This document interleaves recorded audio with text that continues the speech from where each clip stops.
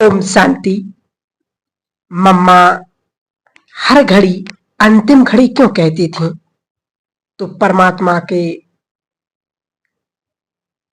जानने के लिए, संपूर्ण रीति से उसके गहन रहस्यों को समझने के लिए, उसके सम्मुख, उसके साथ रहना पड़ेगा। जितना हम उनके सानिध्य में रहेंगे, उतना ही गहरे गूढ़ रहस्य हमारे समझ में आते जाएंगे, नजदीकियां बढ़ती जाएंगी।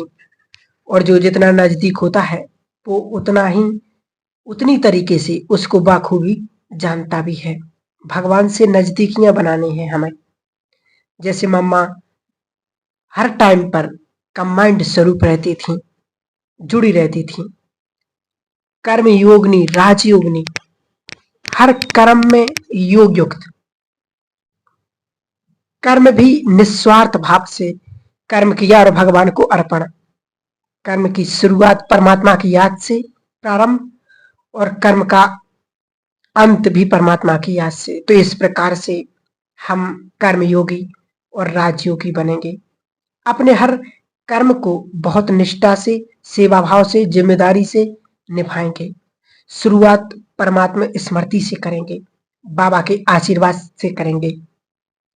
और जब कर्म कोई भी हो, चाहे साधारण चाहे विशेष हो, कोई भी कर्म हो, जब वो समाप्त हो जाए तो मुस्कुराते हुए बाबा को याद करें। कर्म करते चले, बीज बोते चले और फल की इच्छा न रखें।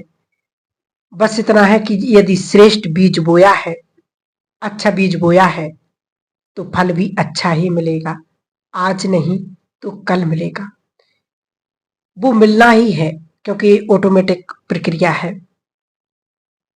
तो हमारा विशेष अटेंशन, जो फोकस है, वो कर्मयोगी बन करके हम उचित वक्त जब आता है, हमें उचित फल उसका समय पर प्राप्त हो जाएगा।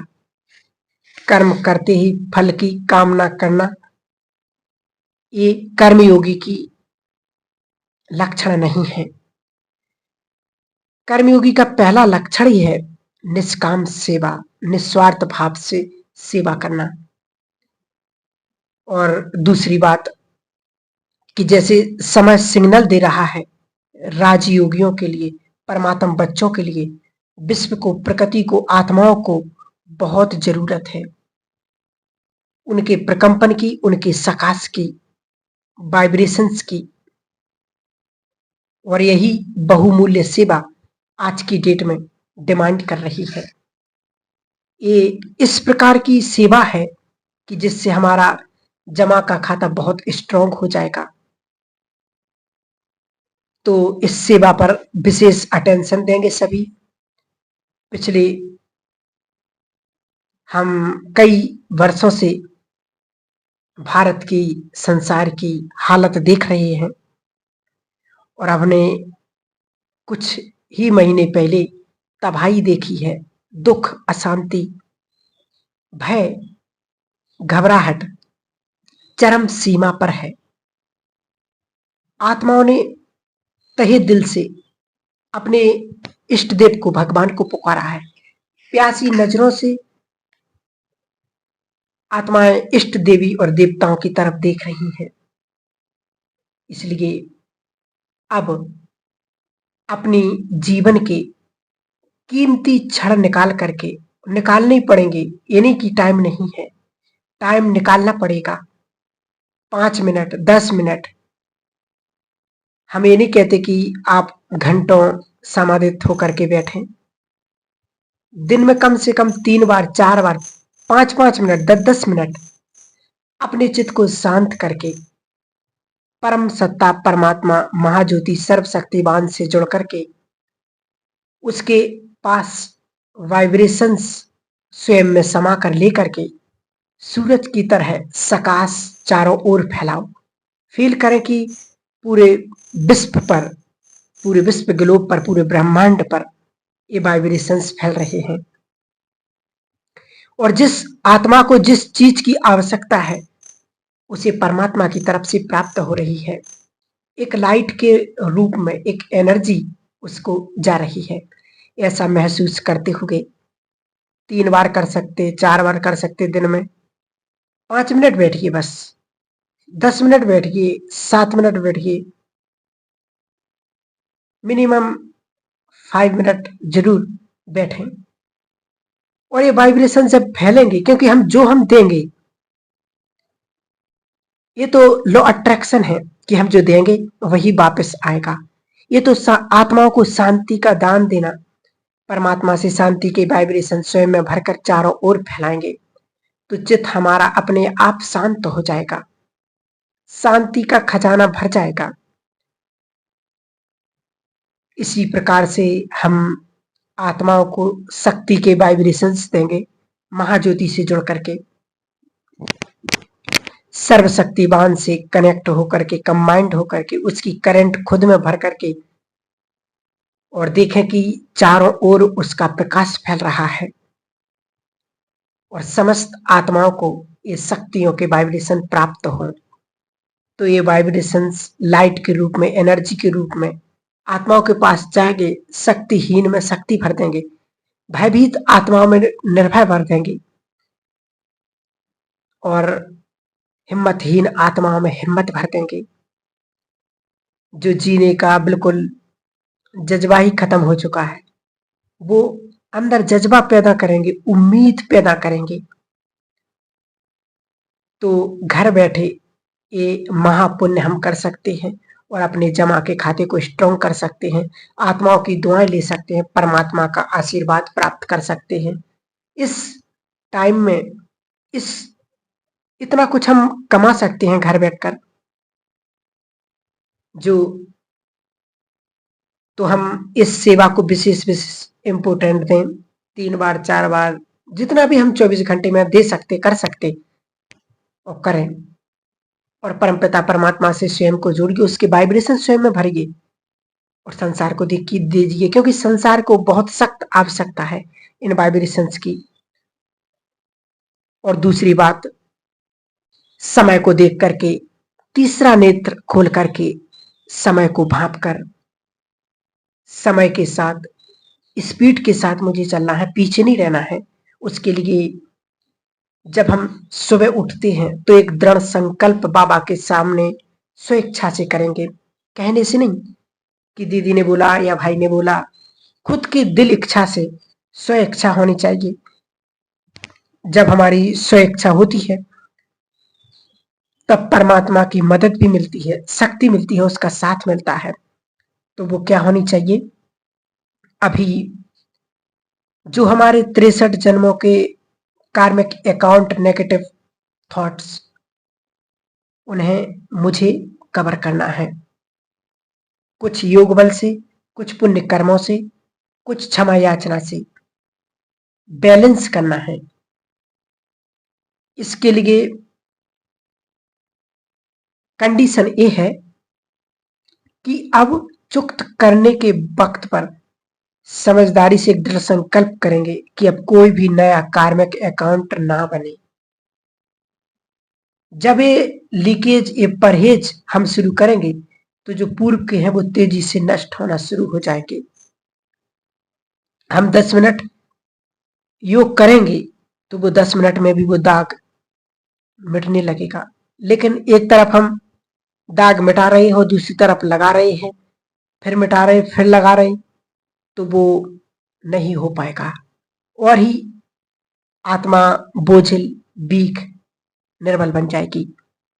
तो अब समय को देखती है, जो समय इशारा दे रहा है, दृढ़ संकल्प करना है कि अब नया कोई भी कार्मिक अकाउंट मुझे नहीं बनाना है। इसीलिए बाबा को सौंप करके, इसलिए अब सुबह उठ करके भगवान को सच्चा अपना गाइड बना करके, अब तक सुना था कि भगवान हमारा गाइड है, गाइड बनकर आया, लिबरेट करने आया, रास्ता दिखाने आया, मार्गदर्शन करने आया। अब उसको हम यूज करें बुद्धिमता के साथ। तो जो स्वेच्छा से संकल्प करना है वो ये करना है कि मेरे बाबा, आप मेरे मार्गदर्शक हो, मेरे गाइड बनो। मैं स्वेच्छा से दृढ़ संकल्प करता हूं कि अब भूल करके भी भूल ना हो। मैं ऐसे सदमार्ग पर चलूं, ऐसे सद्विवेक के साथ कि भूल कर भी अब कोई भूल ना हो। इसमें आप मेरे गाइड बनो, मेरा हाथ पकड़ करके सदमार्ग पर ले चलो। सौंप दो खुद को। संकल्प हमारा और मदद बाबा की, इच्छा हमारी, जिम्मेदारी बाबा की। हम अपने दिल से इच्छा जाहिर बाबा के सामने करेंगे कि अब भूल कर भी अब कोई भूल नहीं करेंगे, न मन से, न वचन से, न कर्म से, न व्यवहार से। किसी से भी कोई गिला शिकवा नहीं, कोई तकलीफ नहीं, कोई टेंशन नहीं, कोई डिप्रेशन नहीं, कोई चिंता चुगली जो भी दुनिया वाले करें, सबके लिए माफी। और मुझे इन चक्करों में नहीं पड़ना है। अच्छे हैं उनके लिए भी दुआएं, जो नहीं हैं उनके लिए भी दुआएं। और अपने मन को शांत करके दुआओं से, शुभ भावनाओं से भर करके बस एक ही संकल्प करूं कि अब भूल कर भी भूल ना हो। सोचिए, पूर्व के अभी कटे नहीं। एक एक कर्म को काटने में कितना मेहनत, कितना क्या क्या लगता है। पूर्व के कटे नहीं खाते और नए बना लिए तो क्या होगा, कैसे उतरेगा ये कर्ज, कैसे होगी आत्मा मुक्त, कैसे होगी चुक्त। इसलिए अच्छे से अच्छे, श्रेष्ठ से श्रेष्ठ पुण्य कर्म कीजिए। किसी आत्मा के बारे में गलत बोल करके, गलत सोच सोच करके, गलत चिंतन कर करके मैं अपने खाते को और ही खराब करूं, ये कहाँ की बुद्धिमत्ता है, ये समझदारी नहीं है। मम्मा हमेशा कहती थी कि दूसरों की चुगली पर चिंतन करना माना कि गटर का पानी पीने जैसा है। मम्मा इस चीज के बिल्कुल खिलाफ थे। किसी भी आत्मा का कोई परचिंतन, किसी की चुगली नहीं करना, क्योंकि ये वातावरण में हमें वो जम से नहीं फैलाने है भगवान को अर्पण। भगवान जाने, उसका कर्म जाने। सारी दुनिया ही खराब है, हम किस किस के लिए सोचें, किस किस के लिए हम क्या करें। मुझे वो परफेक्ट स्थिति में लेकर के जाना है। तो यही स्वेच्छा से हम संकल्प करेंगे। और जब हम रोज पावरफुल संकल्प बाबा को सौंपेंगे कि बाबा मेरा हाथ थामो, मेरा गाइड बनो, तो वो उत्थान के मार्ग पर लेकर के चलो। अब भूल कर भी कोई भूल ना हो, इतना सद्विवेक मुझे प्राप्त हो। तो फिर हम देखेंगे, जब हम सच्चे हृदय से रोज बाबा को अर्पित करेंगे एक सुंदर श्रेष्ठ संकल्प के साथ, तो बाबा हमारी किस प्रकार से मदद करेंगे। हमें लगेगा कि हम बच रहे हैं हर जगह से, क्योंकि बाबा हमें बचा करके ले जा रहा है। क्योंकि जिम्मेवारी और मेरा गाइड किसको दी है? भगवान को। इच्छा हमारी है, जिम्मेवारी उसकी है। तो बाबा किस प्रकार से हमको लेकर के चलते हैं, किस प्रकार से बचा करके चलते हैं, वो हमें नित्य नए अनुभव करना है। मम्मा हमेशा कहती थी कि कोई भी गलती होती है तो क्षमा याचना करो। तो मम्मा कहती थी ठीक है, एक बार, दो बार, तीन बार क्षमा मिल जाएगी। लेकिन वो नेचर बन जाए कि गलती करते रहे, क्षमा मांगते रहे, गलती करते रहे, क्षमा मांगते रहे, तो फिर उसकी क्षमा याचना नहीं होती है। आज तक हम सभी क्षमा याचना करते आए, लेकिन अब क्षमा याचना के साथ एक चीज और जोड़नी है। जो ये पूरी कायनात, प्रकृति, ब्राह्मण, शक्ति, परमात्मा हमें स्व इच्छा से, दिल से क्षमा प्रदान करे, लेकिन वो मेरे एक दृढ़ संकल्प के साथ हो। आत्माओं से, प्रकृति से हमने क्षमा याचना की आज तक कि जो भी भूलें हो गई, जाने अनजाने में विकर्म हुए, अज्ञान के बस जो भी हमसे भूलें हो गई, गलतियां हो गई, तो अपने चित्त की शांति के लिए हम क्षमा याचना करते, दुआएं मांगते, आत्माओं से मन ही मन करते, माइंड टू माइंड बात करते। तो इस प्रकार से हम माफी मांग करके अपने पुरुषार्थ को बहुत सुंदर बना सकते हैं और स्वयं को परमात्मा से जोड़ करके प्रकृति को, ब्रह्मांड से माफी मांग करके स्वयं के पुरुषार्थ को सुंदर बना सकते हैं।